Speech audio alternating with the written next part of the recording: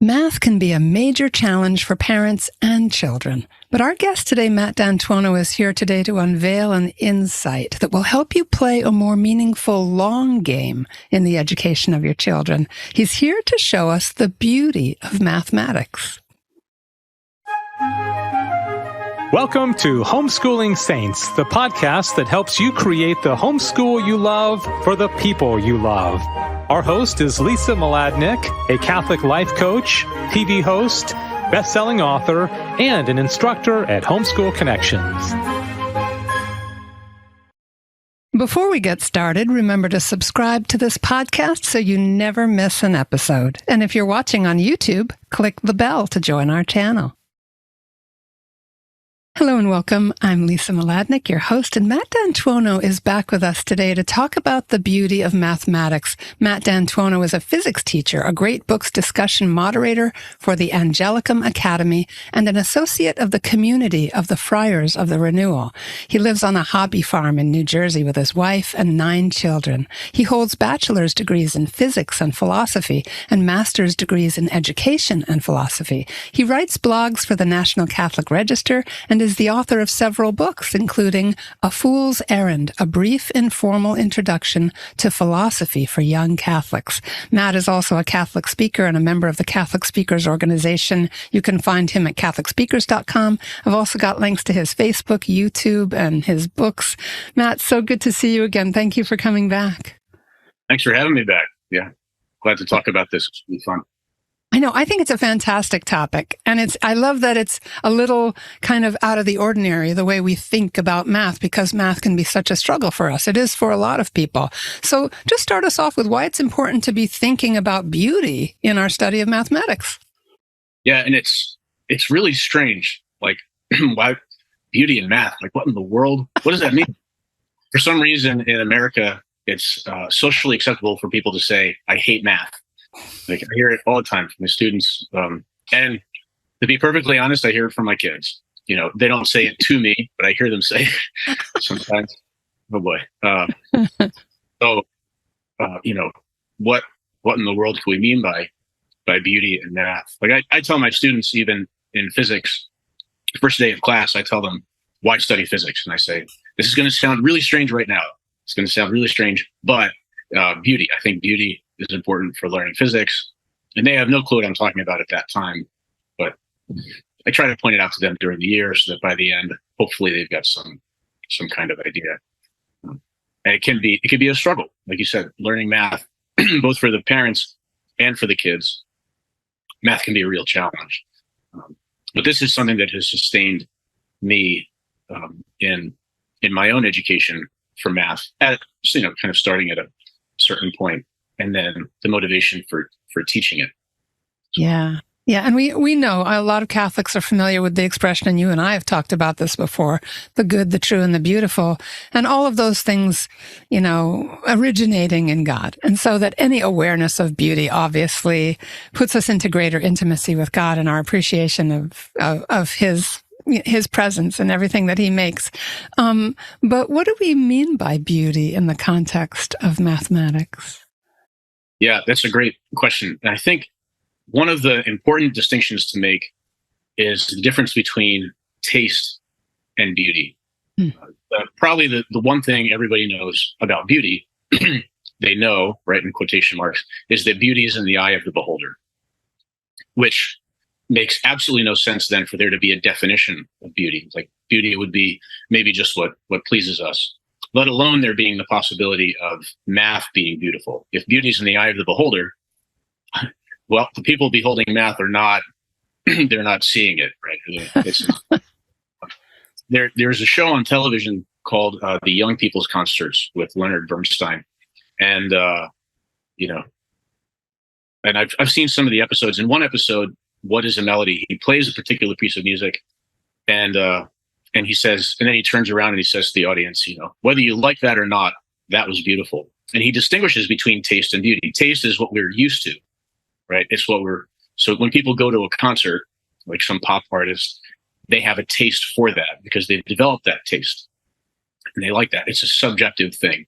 that they've kind of built in for themselves. This happens with food, right? People have a taste for food, different cultures. So sometimes people will eat food from a different culture and they don't get it. Well, they don't have a taste for that.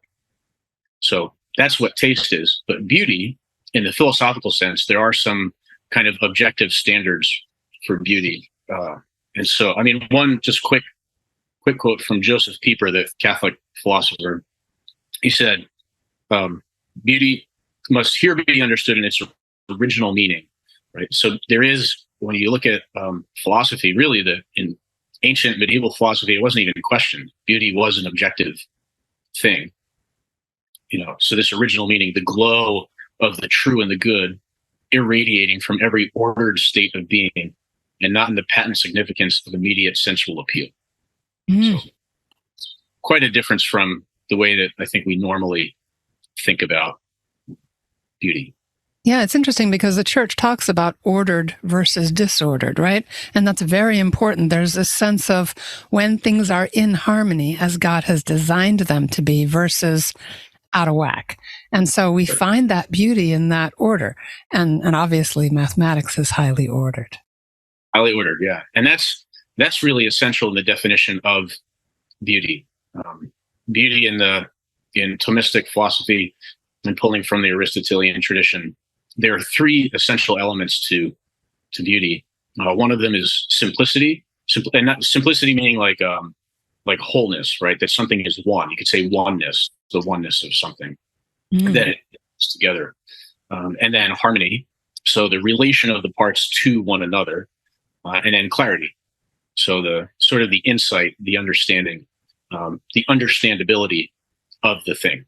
Can there be insight into it? So one example would be like if you tell a joke, when you get the joke, when you hear the punchline and you get it, there's that sense of recognition and clarity. Oh, okay, you see how it ties together. That's a piece of an aesthetic experience when a joke is told.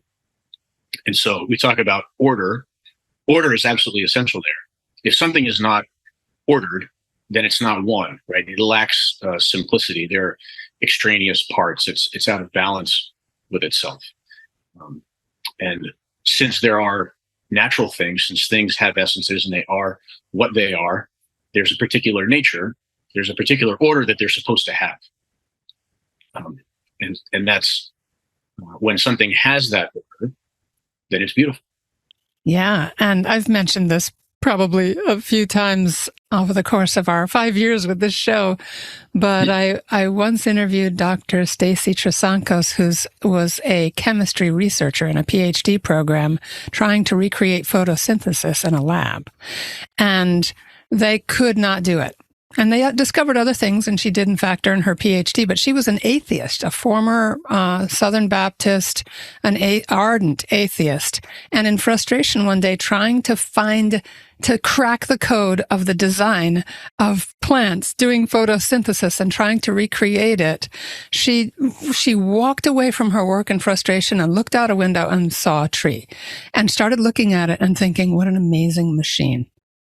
And that's when something flew open in her. And it was a few years of struggle. She didn't immediately become a deist, but she suddenly knew and then fought with herself for a few years and now is a pretty well-known Catholic, very well-known Catholic speaker and author.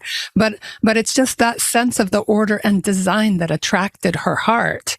And then when she saw how impossible it was for her to recreate something so remarkable, that sense that nature does this well-ordered thing. It has to be designed. Yeah. And that's, right now, actually, I've started a PhD, and the subject of the PhD is beauty in physics. So she was talking like chemistry, but really beauty in physics. And then that as an argument for the existence of God. So different, she was discovering that, and like that's it. Like, that's what I'm going to be writing about. The philosophy of beauty, the philosophy of physics, and how that reveals God to us. Wow. I hope that becomes a timeless classic that generations and hundreds of years from now people are enjoying. That's just what a delicious topic. Yeah. It is. Yeah. So physics, how is math in itself beautiful? Great question. So let's get into that. If math is this idea of order, right? Simplicity. One of the things about math. A few things about it. The way math begins is with a few basic assumptions. So, for example, geometry is one of the math subjects. Euclid starts with 5 basic postulates. He just postulates these these basic ideas and a couple of descriptions about a point, line in a plane. But then from that very, very basic beginning, like about simplicity, he develops this entire system of thought and is able to prove logically every last piece of it. Wow. And so it's incredibly simple because it's got this very basic beginning. Everything is related together. So that's the simplicity, right? The unity of it all, it's united together. The harmony of it. So every piece relates to every other piece in a perfectly logical way. I got to teach math. When I first started teaching, I was teaching math at a private school, and I was teaching geometry. And I tried something one year. I told my students that we were going to do these activities where we were going to prove an idea. We're going to treat it like a brain teaser. Like, we have these other ideas. Now, can we put them together in a perfectly logical way and prove that this other thing has to be true?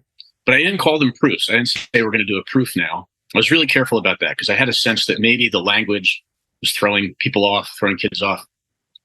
And somehow they got into it. They were like, okay, yeah, let's do this. And we'd get to the end and we'd prove it. And like, look, if this is true and this is true, this thing has to be true. Like, we cannot doubt this idea if these other ideas line up, and they have to be true. And the students are like, oh yeah, it was really interesting. And then somewhere in the course of towards the beginning, I guess, somewhere I lost my sense, and I said the word proof. I was like, we're going to do a proof now. And somehow they must have heard about geometry proofs from some, and one of the kids was like, oh, that's what a proof is? Oh, I don't like that. I was like, oh no.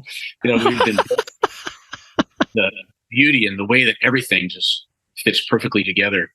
And then just, I think that there's that association, right? We have these word associations in language.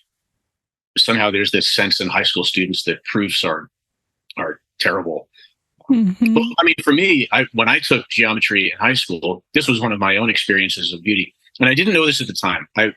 I would not have been able to tell you this was an experience of beauty at the time. I've only come to recognize it later. And I'm reading what other people have said about their experience. I'm like, oh, I had the same experience. That's what that's called? Okay, that was an experience of beauty. But freshman year, I'm taking geometry. The first assignment, remember, it was like a homework assignment. I just bombed. I just didn't get it. Somehow something didn't click in the way that I read it and understood it. Went to school the next day, and then the teacher explained it, and then something clicked for me. I was like, oh, that's how this works. There are all these possibilities. I have to think through all the possibilities and the way that these ideas build on each other. And after that, again, I wouldn't have been able to tell you this at the time, but thinking back on it, the proofs were kind of a joy because I could see the way that the ideas would relate together, and I could see that idea at the end had to be true. And I would almost get this kind of vision of the proof that, oh, this is the way the ideas have to fit together. It was almost like this intuition. And then after that, it was just a matter of working out the details and putting it together. But that there was this beautiful way that these ideas relate together, and they form this unity. And the way that they're related together is this perfect, absolutely pristine, perfect relationship. And then the third characteristic is clarity. And I think this is probably where a lot of people struggle because of the nature of math. Math is this purely abstract thing. Thomas Aquinas goes through the sciences, the division of the sciences, and physics. We are the kind of the laws that govern nature that we observe in the world. And so there's a certain level of abstraction there because these are the laws that apply to everything that we see. And then math is another level of abstraction. We can do math without having to interact with the real world. I tell my students early on in the year, I ask them, have you ever seen the number 2? Or have you ever seen a number? And kids are like, of course, right? There's the clock. You can see it right there. And I'm like, no, that's not the number 2. Those aren't numbers. Those are symbols that represent the numbers. They're mind blowing. And I talk about how abstract math is. Like, you've never seen a number. You've never seen a perfect circle. You've seen representations of them. And so it's this very pristine, logical, abstract system of thought. And so in and of itself, it's very understandable. There's a clarity to it that's unique in the sciences. But that doesn't keep us from sometimes having difficulty understanding it ourselves. It takes a certain level of education sometimes to get that. Yeah, and I love that you are referring it back to the self. We're going to take a sponsor break in just a second. I want to come back to this, Matt. But what's kind of lighting me up is that you're showing them, in a sense, without coming right out and saying it, I think, at least as a mom, I sort of relate to it, that they're learning about themselves. That when they have that aha, that I'm looking at a symbol, not a number, and they start to see the perfection of these ideas and the way they interlock and the way they make sense of each other, that they're also thinking with a different part of their minds in a new way. They're getting a more expansive sense of themselves right along with the rest of these indications of God's order and design. So I just love that it becomes experiential, that it becomes that part of their walk with their own sense of God and creation and all of that. They may not know it at the time, but it's something's happening. Something's widening. Yeah. Yeah. All right, everybody. We will be right back. We just need to take a moment to hear from our wonderful sponsors at Homeschool Connections, and we'll just don't go away. We'll be back real soon. Hi, I'm Walter Crawford. And I'm Maureen Whitman. We are the co-founders of homeschoolconnections.com and proud sponsors of the Homeschooling Saints podcast, which is here to help you homeschool more joyfully, more easily, and more effectively. We want to thank you for listening. And we invite you to check out our courses at homeschoolconnections.com. And now, back to our program. We are back, everybody. Thanks for being with us today. We're with Matt D'Antuono, and we're talking about the beauty of math. And we were just kind of delving into this place of that it's experiential and that it teaches us something deeper. So take it from there, Matt, and tell us what that leads to. Yeah. Well, the logical conclusion, since we can do math, right? So numbers and figures, these are abstract things. They're not concrete. You can never look at a number under a microscope. They're not made of atoms and molecules and energy. But since we can understand them and we can perform these abstract operations, that implies something about us, that we are not purely concrete and material beings. If we did not have a soul, then we would not be able to do math. But we can do math. And so it would seem the conclusion is that we do have a soul. There is this abstract part of us. So I love that too, that this is, and I don't know if I read this somewhere else first or if I had that thought first, but I have found that is an argument that people have used for the existence of the soul, for the, that there's this transcendent part to the human person that we can do mathematics. Yeah, what gives us the capacity to relate to something abstract and immaterial. And it's just like the question of why does virtually every civilization have a longing for God, for that completion, for that sense of a greater being to whom they belong. That this subtle place of noticing that we can relate to, resonate with, be fired up about something that is purely abstract, that does take us into a whole other realm. Yeah, that's the philosophical implications of the fact that we can do math. It's fascinating. Fantastic. And I'm so glad that you have a basic book on philosophy and other things for us to look at too. And we'll be linking out to those books and your social media channels and all of that, because we're going to need some examples, of how to teach these lessons and things like that. But I'd love for you to share, Matt, because I know you have some great quotes from people who have deeply resonated with the beauty of math. Would you mind sharing some of those? Yeah, I'd be happy to. Whenever I read a book, it's a habit I got into, I think in college, that every time I read a book, I'm marking it up. And then I collect the quotes. I sit down at the computer and I type them out. So I've got this collection of quotes, which is helpful as I'm doing my PhD. I'm actually pulling from some of that reading I'm doing.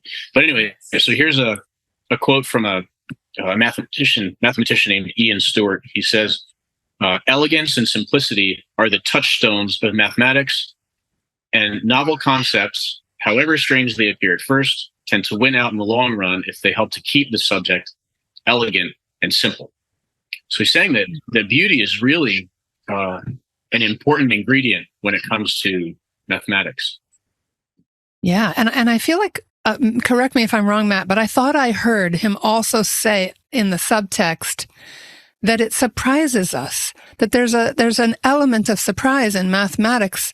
And I feel like, again, as a mom, like the way the dad helps to challenge kids in a certain way, even the way dads play in that surprising kind of almost shock to your system way, right? That discovering something like this can shock the system a little bit to open us up to yet other parts of this great adventure with God. Am I taking it too far, or was there a thread of that in there? Yeah, and there's, right. So one example of something that would seem strange would be the idea of, for example, the imaginary number, right? The square root of -1. At first, it seems strange, like, well, you can't take the square root of -1. And yet, you start performing all these operations with it. And now there's this whole other system that opens up. And it turns out then, right, so what application could that have? That's the imaginary number. And then to turn to physics a little bit, it turns out that there are equations in physics that you need the imaginary number to be able to describe those aspects of physics, like quantum mechanics and optics and light and that sort of thing. Yeah, I almost want a better word than imaginary, because then it starts to, it almost says not real. But actually, we've discovered something that's real. We just didn't have a concept for it somehow. Yeah, that's right. And Stewart goes on, he says that, so in physics, beauty does not automatically ensure truth. And that's, the beauty of physics is another thing. But he says in mathematics, beauty must be true, because anything false is ugly. So he's talking about truth, that basically in mathematics, beauty is truth. If it's a beautiful idea, it's true, which makes sense, because if it's beautiful, it's because it relates to the whole thing, and that it's logically related, it's united. So Henri Poincaré was another famous mathematician, and he said, without a rather high degree of this aesthetic instinct, no man will ever be a great mathematical discoverer. And so in order to be a great mathematician, there has to be an aesthetic sense of seeing and appreciating the beauty in things, and especially, of course, in math. Yeah, and I think probably lots of homeschoolers have heard this, but that listening to classical music can actually help stimulate parts of the brain that are kind of mathematical and ordered, right? And that those two have a relationship that many people, and I was telling you before we hit record, a good friend of ours, and who's at Duke University, is studying classical organ and singing in the choir and doing all that beautiful, deep stuff and growing powerfully in his faith through that order and beauty and, complexity. But he's also a computer science major, and he feels that the two work together beautifully, that the order and the beauty of those two things are part of what fuels his faith. Yeah. I mean, I can only speculate about this, but I think that in classical music, one of the things about it is that there's a complexity to it. Even some like organ pieces by Bach or whatever, there are different parts. And for me, one of the challenges when I try to listen to classical music, because I wasn't necessarily raised appreciating, I'd heard it and there are things that appealed to me, but I'm learning more about it, is that there's a lot to listen to, there's a lot to hear. And I can't necessarily process all. I'm used to the pop music, right? And I was raised on it's like this melody that just drones along, and then but because of the way that classical music is, you've got all these instruments playing all these different parts, and they all relate together. So again, there's that unity in complexity, and that's one of the hallmarks of beauty. Yeah, so good. So did you have some others that you wanted to share? Some of the other? So George Stancio is another theoretical physicist, and he tells a story, and then he tells a story about somebody else about discovering the beauty in mathematics. And it's a great quote because the way he talks about it is kind of shocking. He says, in 10th grade, I was forever changed. Okay, so I just like to pause here. Like, in 10th grade, he's forever changed. Okay, what forever changes a 10th grader? Right, is like first love, right? First kid. What's this thing that forever changes a 10th grader? Because 10th grade. Anyway, he says, I was forever changed by Euclid's proof that the prime numbers are infinite. That's a unique thing to be forever changed by. Euclid's proof. Right? And it's not hard to understand. Euclid's proof, it's that the prime numbers are infinite. So the way it works is real simple. You just take, what are the prime numbers, besides 1? So we've got 2, 3, and then we got 5. So what you do is you take all the prime numbers that you've got so far and you multiply them together. And then you get some number. And all you have to do now is add 1 to that number. And now you've got something else that cannot be divided by any of those numbers you just multiplied by. But those were all the prime numbers. So now this is a new prime number. It's incredibly simple. And that is a proof, right? I mean, it cannot be doubted. 100% logical proof that the prime numbers are infinite. So that's what he read. He said, it's an exquisite proof that surprisingly showed in 6 lines of text an eternal truth. And then this is what it meant to him. He says, until that point in my life, I thought truth did not exist. Everything about me changed, the seasons, my body, and people. It sounds like adolescence. And my experience of the human world was that everything was in flux, sometimes bordering on the absurd. Adolescence. Suddenly, mathematics presented me with one thing that was unchanging, a timeless truth, demonstrated in an exceedingly beautiful way. Beauty, just the simplicity of it, the way it relates to harmony, and the clarity to the 2,500 years between Euclid and me were of no consequence. Whoa! So that's Stanciu's, and he specifically talks about the proof of the infinity of the prime numbers. And he says his encounter is not unique. He actually quotes Bertrand Russell, and he says, Bertrand Russell describes his first encounter with serious mathematics. He says, at the age of 11, I began Euclid with my brother as my tutor. So this is a good big brother tutoring his little brother in Euclid, right, at 10. He says, this was one of the great events of my life, as dazzling as first love. So he's talking about geometry. Right? He's talking about Wow. He says, I had not imagined there was anything so delicious in the world. I love it. Yeah, that's pretty cool. I mean, I kind of fell in love with geometry as a teenager, but that's such a sweet thing. I mean, we think as homeschoolers, we often have older children helping younger children with their work, things like that. What a beautiful image. But also I had this sense as you were reading the quote of the curtain of time kind of ripping aside and his connection to this other human being 2,500 years before, that there was no separation, that they were of one mind. And to me, that takes us to the beauty of even the written word and how it can connect our mind and heart and soul to the mind and heart and soul of another person.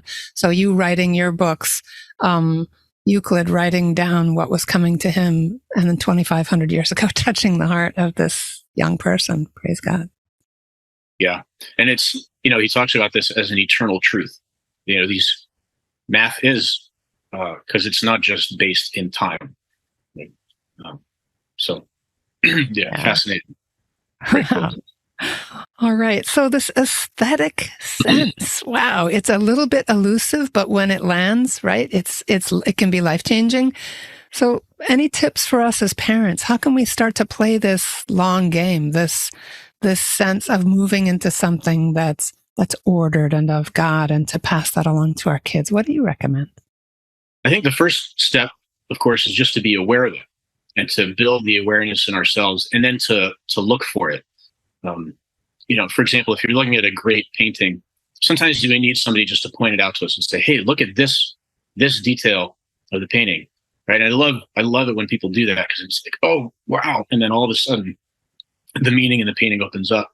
So for us to, okay, we've got this hint of it. So now we learn how to look, okay, well, where does it all fit together? Where's the simplicity and harmony in the mathematics? And then just from time to time, these light touches, just to point it out, sometimes they're better than others, right? And kids like frustrated and they just threw their book against the wall. That might not be the time to try to point out. But it's beautiful, honey.